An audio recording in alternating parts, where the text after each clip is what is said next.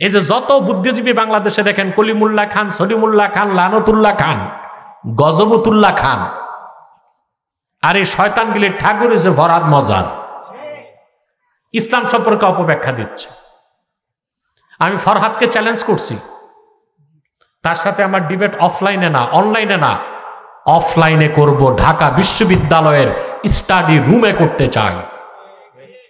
বুড়া খাটাসটা রাজি হয় নাই, কিন্তু স্টাডি রুমে, বিশ্ববিদ্যালয়ের স্টাডি রুমগুলোতে পাঠ চক্রের নামে সমন্বয়কদের মাথা বিষাক্ত করে দিচ্ছে।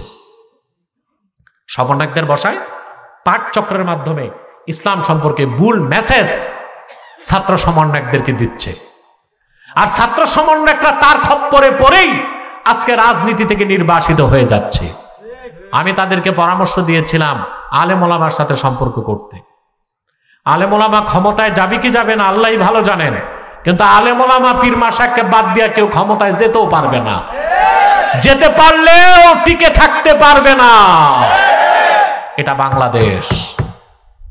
দিন শেষে দেশের মানুষ আলেম আর পীর মাশাইখদের দিকেই তাকায় থাকে।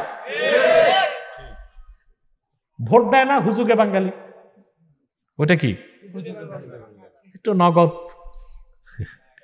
নগদ পায় একটু।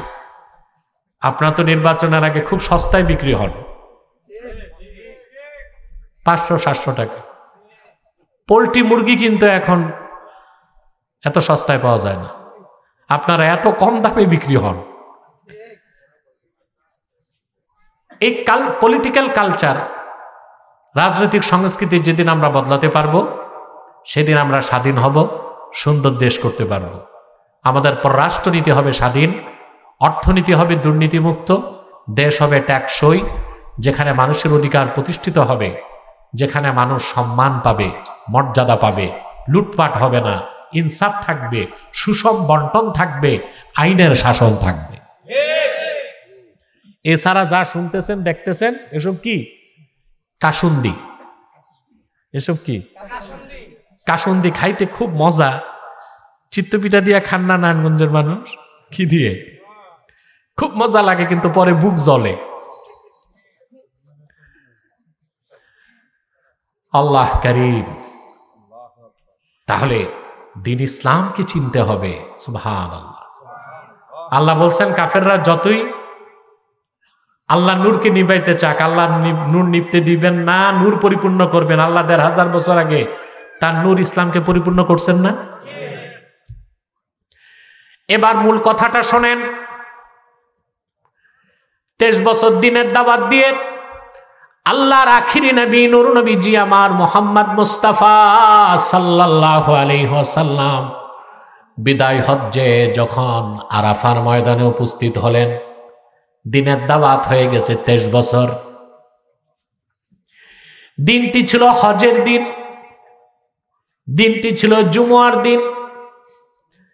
ইমামে খাজেন তফসির খাজেনে লেখেন, আল্লাহর হাবিব নূর নবীজি মুহাম্মদ সাল্লাল্লাহু আলাইহি ওয়াসাল্লাম দুনিয়া থেকে বিদায় নিয়ে রফিকে আলা আল্লাহর কাছে চলে যাবার মাত্র 81 দিন আগে, দিনটা ছিল হজের দিন, দিনটা ছিল জুমুয়ার দিন।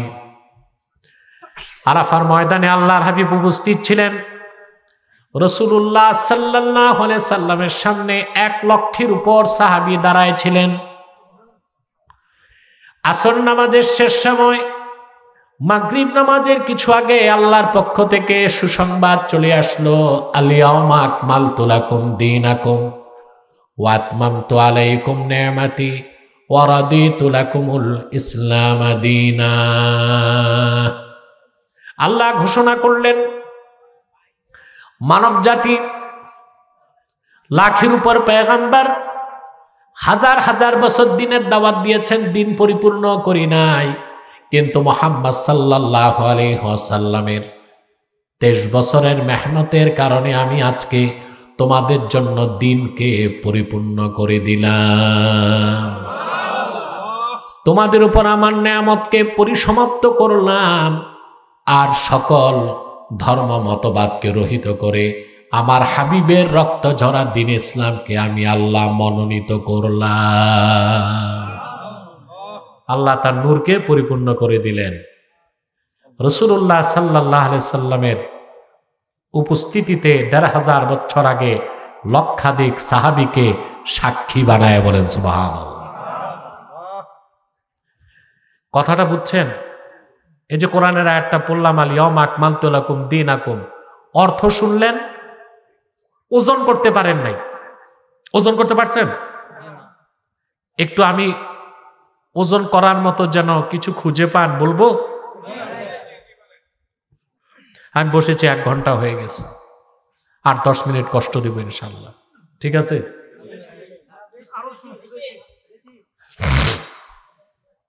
যা বলছি এতক্ষণ যদি বলি 10 মিনিট বলেন তো কয়জন পারবেন? আলেমরা ছাড়া কেউ তো পারবেন না। ঘন্টার পর ঘন্টা না শুনে কম শুনবো, বেশি বুঝবো, ঠিক না?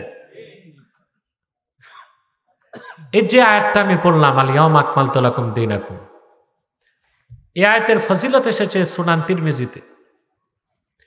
আব্দুল্লাহ ইবনে আব্বাস রাদিয়াল্লাহু তাআলা আনহুমা, তিনি একদিন সূরা মায়দা তেলাওয়াত করতেছিলেন। যখন আব্দুল্লাহ ইবনে আব্বাস রাদিয়াল্লাহু তাআলা আনহুমা আল ইয়াউমা আকমালতু লাকুম দীনাকুম এই আয়াত পড়লেন, ওনার সামনে ইহুদিদের তৎকালের সবচেয়ে বড় আলেম, মদিনা মুনাওয়ারাতে ইহুদিদের সবচেয়ে বড় আলেম কাবুল আহবার বসার থেকে দাঁড়ায় গেল। ইহুদিদের সবচেয়ে বড় আলেম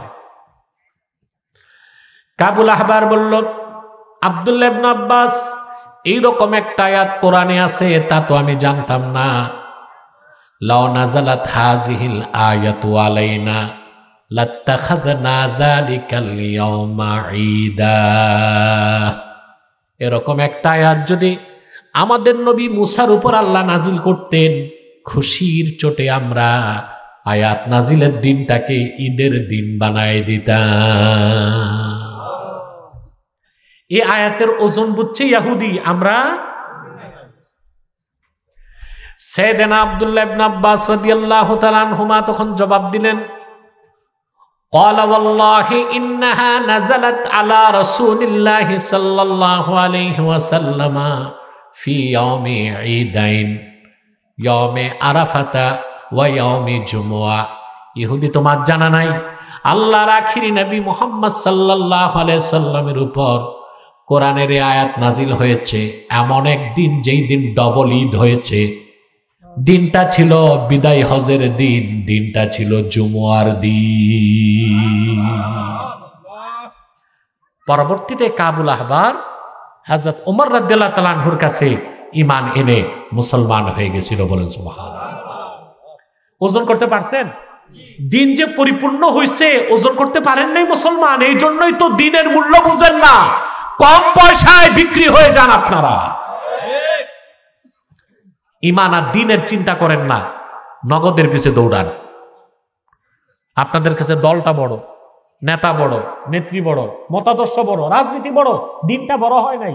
যেদিন সবকিছুর চেয়ে দিন বড় হবে, আল্লাহর কসম সেদিন জাতি হিসেবে আপনারা মুক্তি পাবেন, আল্লাহর রহমত বৃষ্টির মতো আসবে। দিনকে চিনুন, দিনকে মানুন। দিন যদি নাই চিনেন তো দিন গ্রহণ করবেন কেমন করে?